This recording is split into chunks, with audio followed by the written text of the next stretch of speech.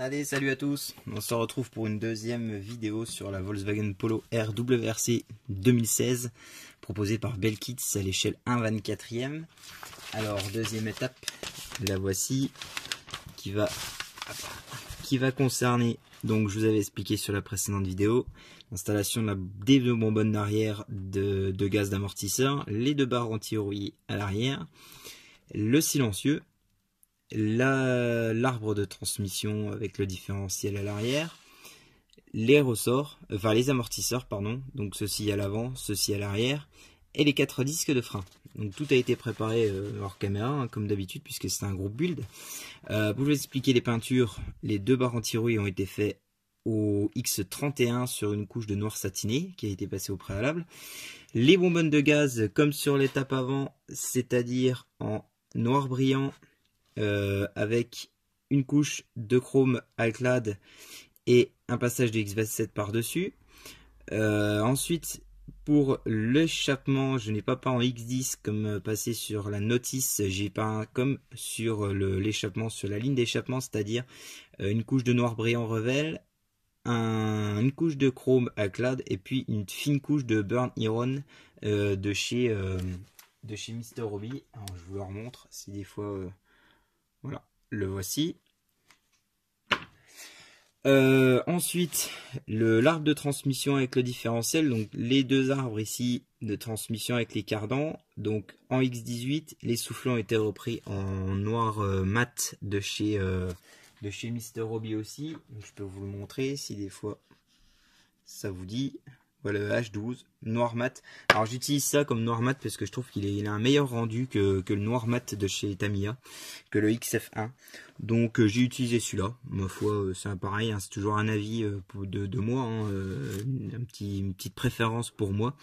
Et ici, le différentiel arrière, je ne l'ai pas peint en X18 comme sur la notice, mais bel et bien en aluminium de chez Alclad, sur une couche de X18. Revel, une couche de 302 noir satiné Revel. Alors ce que j'ai fait, c'est que j'ai déjà peint tout ceci en noir en Revel 302. J'ai passé ma couche, enfin j'ai peint mes arbres en X18 et en X18 pardon, les arbres. Je les ai masqués à la bande cache, j'ai passé mon aluminium Alclad par-dessus, j'ai démasqué et ensuite j'ai repris les soufflets en noir mat. Voilà, rien de très compliqué. Les amortisseurs, donc ils ont été peints les 4 de la même façon, enfin à peu près. Les 4 ont été peints en noir satiné 302, ont reçu une couche de XF56, donc sur les 4. Donc le XF56 c'est... attendez que je mette la main dessus. Le voilà. Hein, donc Metallic Grey XF56. J'ai ensuite masqué ces zones là à la bande cache et j'ai repassé un coup de X11, donc c'est pas du X11, j'ai passé un coup d'Alclad Chrome sur les axes des amortisseurs et ensuite j'ai repris donc les ressorts avant en rouge Revel et non pas du X7. J'ai pris celui-ci pour faire les détails, c'est pas trop mal. J'ai pris les 34 de chez Revel. Et pour l'arrière, donc si je me trompe pas, attendez, je suis en train d'inverser là. Non, c'est le jaune brillant. Jaune, donc le jaune pour celui-ci. Voilà, sauf que moi je crois que je viens de me rendre compte que j'ai dû les inverser. C'est-à-dire qu'ici, je les ai pas en jaune et ici, je les ai pas en rouge. Bon, tant pis, maintenant que c'est fait, je viens de m'en rendre compte en relisant la notice. C'est super. Ouais, c'est pas grave, ah, faites pas la bêtise comme moi si des fois vous la montez. Bon bah maintenant que c'est fait, je vais laisser comme ça, hein. C'est pas grave, ce sera de toute façon quand les roues seront mises, on verra plus énormément grand chose, mais bon, bah voilà, c'est une petite erreur de ma part, tant pis. Et donc les disques de frein, les 4 ont été pareil, faits de la même façon, donc un passage de noir satiné 302 Revel sur les disques, une couche de XF56 sur la totalité des disques. Ensuite j'ai passé un coup, j'ai repris les centres, donc ça j'ai pas fait en X32, hein. J'ai fait en ici, donc j'ai repris exceptionnellement avec du X11, j'en ai, hein, donc je l'utilise pas généralement, mais là je me suis dit pour différencier un peu, je vais l'utiliser, donc j'ai utilisé le X11 par dessus. Donc j'ai fait aussi hein, ce qui est un peu en sombris, là je l'ai fait aussi en X11, donc j'ai fait toutes ces parties là. Les disques, je n'y ai pas touché puisqu'en fait on va remettre de la photodécoupe par-dessus. Donc j'ai collé à la cyano les disques en photodécoupe et sur le tout j'ai passé un jus de panel Accent Light Color et puis j'ai posé les décalques comme inscrit sur la notice. Alors ici les disques en photodécoupe ils disent de les faire en X10. Moi personnellement je serais vous, je ne le ferai pas parce que quand on regarde vraiment des photos de la réalité, je trouve que la photodécoupe elle a quand même une couleur assez similaire par rapport au vrai disque. Donc puis c'est dommage d'entacher la couleur de la photodécoupe par un X10 qui en fait au final pour moi n'a pas la même couleur, la même correspondance. Voilà, moi j'ai fait comme ça, j'ai laissé la photo découpe brute et j'ai passé un jus de panel Accent Color noir. Donc on a ici, voilà, on va ressortir ce qui a été fait.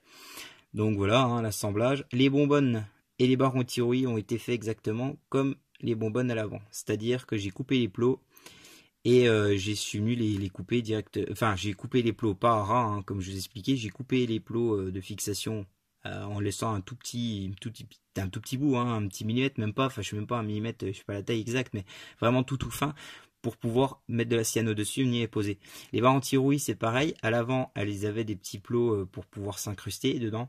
Là il n'y a rien du tout, il fallait percer les trous aussi. Donc moi ce que j'ai fait c'est que je suis venu pas faire la même technique que les bonbonnes, j'ai coupé, j'ai posé.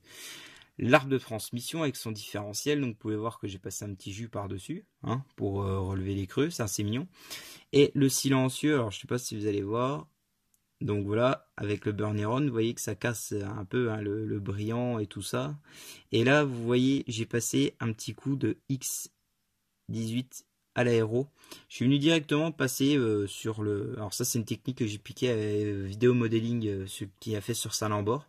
Elle est pas très mal, cette technique. Donc c'est pour faire une espèce de salissure d'échappement. Donc j'ai mis un petit coup de panel Accent Color Black à l'intérieur, dans le trou. Et là, en fait, je suis venu passer une petite couche fine de noir satiné, vous voyez, ça fonce un peu, on a l'impression que ça brunit, enfin ça noircit un peu l'extrémité de l'échappement. Donc voilà, c'est un petit supplément comme ça, sans se fatiguer, c'est une petite technique qui est pas trop mal. Donc voilà, donc bah, rien de spécial, hein, c'est des petits assemblages de châssis. Bon, pour moi ça fait un beau petit résultat hein, au final, hein. Regardez, hein, c'est pas mal. On a les disques. Hop. Et voici, donc j'ai laissé sur la barre que je me suis servi pour les peindre. Donc j'en zoome un, on va voir si il veut. Non, il veut pas. Voilà.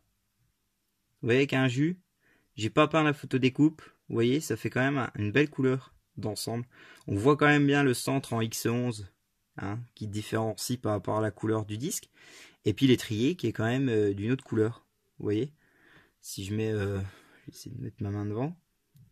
Vous voyez, on a quand même des correspondances assez similaires, assez différentes. Et en plus, la petite zone qui est en noirci là, sur la notice, bah, vous voyez avec le panel Accent, c'est venu quand même mettre un petit coup de... Regardez, on va voir avec une feuille. Vous voyez, ça a foncé un peu. Ça fait quand même un beau petit résultat, vous voyez. Voilà, avec le panel Accent, là, on est venu foncer les creux. Et c'est pas mal. Vous voyez, même pas besoin de peindre la photo découpe, hein, ça fait quand même un beau petit résultat. Et puis les amortisseurs. Les amortisseurs, je vais vous en montrer que deux, hein, ça sert à rien que je vous montre les quatre. Hop là. Il est où? Voilà. Vous avez le blanc. Donc les voici, donc le jaune.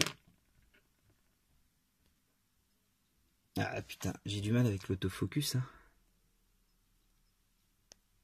Voilà, vous voyez? Hop là.